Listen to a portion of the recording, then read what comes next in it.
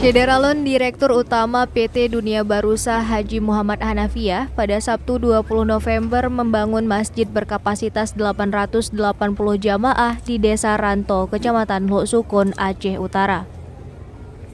Pembangunan masjid bernama Haji Muhammad Hanafiah ditandai dengan pesiju atau tepung tawar oleh ulama karismatik Aceh Abu Tumin Blanglah Dehbiren atau Tengku Haji Muhammad Amin.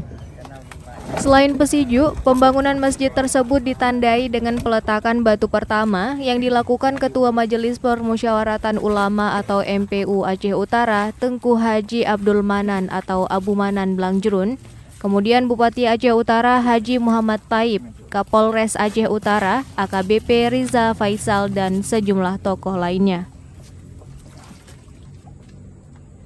Yuk mentang.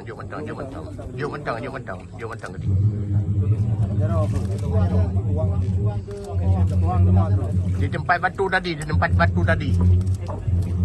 Masjid itu nantinya akan diberi nama Masjid Haji Muhammad Hanafiah yang berada di bawah naungan Yayasan Haji Muhammad Hanafiah.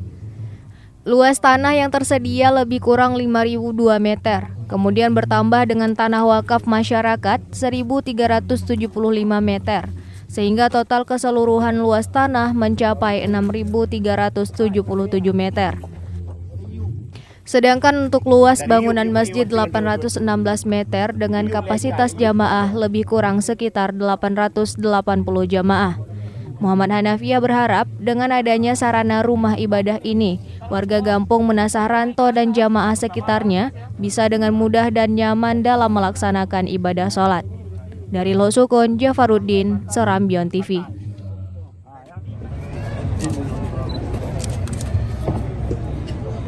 Bang.